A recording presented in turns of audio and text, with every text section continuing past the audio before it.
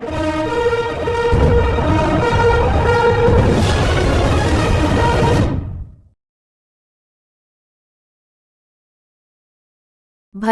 కొత్తగూడెం జిల్లా Telangana senior citizens association Vidyanagar Kothagudem వారి ఆధ్వర్యంలో సుజాతనగర్ ప్రభుత్వ ఉన్నత పాఠశాల పూర్వ విద్యార్థుల 1969 నుండి 70 ఎస్ఎస్సి బ్యాచ్ ఆర్థిక సహకారంతో సుజాతనగర్ ప్రభుత్వ ప్రాథమిక పాఠశాలలో 100 మంది విద్యార్థులకు 25,000 రూపాయలు విలువైన నోట్ బుక్స్, పెన్సిల్స్, ఎరేజర్లు, షార్పనర్లు, పెన్సిల్ బాక్స్లు, బెల్టులు, ఐడి కార్డులు వితరణ గావించారు.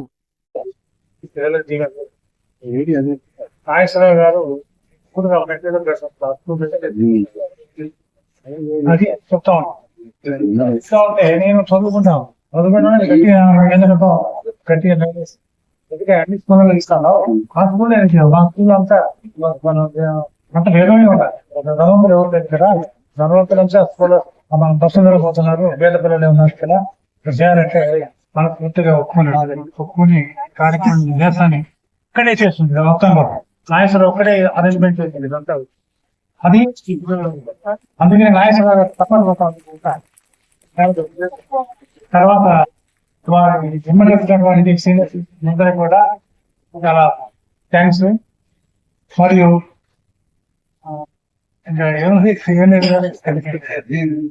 మా చంద్రరెడ్డి గారు మాట్లాడతారు. విద్యానగర్ భద్రాద్రి కొత్తగూడెం జిల్లా వారి యొక్క ఆధ్వర్యంలో ఈ కార్యక్రమాన్ని ఏర్పాటు తీసుకోవడం జరిగింది.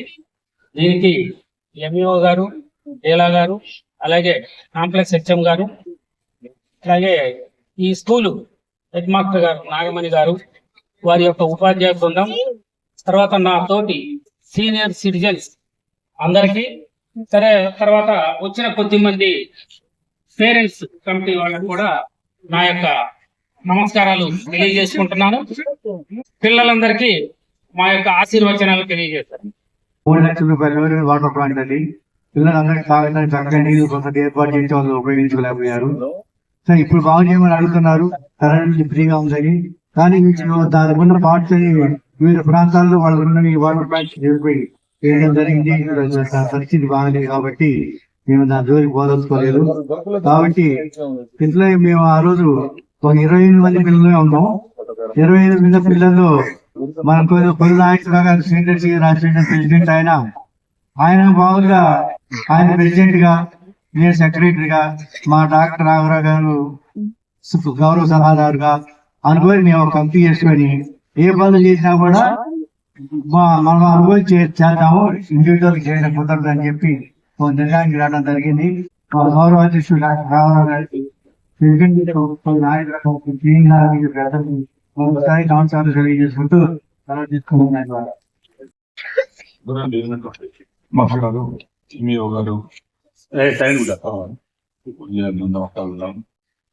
తర్వాత మా సీనియర్ సిటిజన్స్ మా మిత్రులు అంటే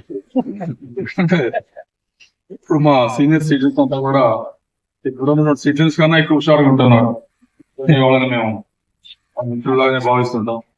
అయితే మా మిత్రులందరూ ఇప్పుడు ఇక్కడ కార్యక్రమానికి అలంకరించినటువంటి బొమ్మలు, బంగారు తల్లులు, బంగారు బిడ్డలు ఈ కార్యక్రమం మేము ప్రతి స్కూళ్ళలో చేస్తూనే ఉన్నాం.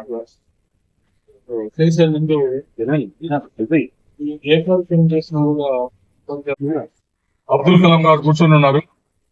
అటు చాలా మంది విలేకరులు అందరూ కూర్చొని ఉన్న సమక్షంలో కొన్ని వేల మంది ఉన్నారు. ఆ సమక్షంలో అబ్దుల్ కలాం గారిని విలేకరులు వేసి అడిగాడు, ఇవ్వండి చూస్తుంటే రోజు ఏ పల్లెటూళ్ళు చూసినా, ఏ ఊరు చూసినా సర్వనాశనం అయిపోతున్నాయి, పిల్లలు అన్ని అలవాట్లకు పాడైపోతున్నారు.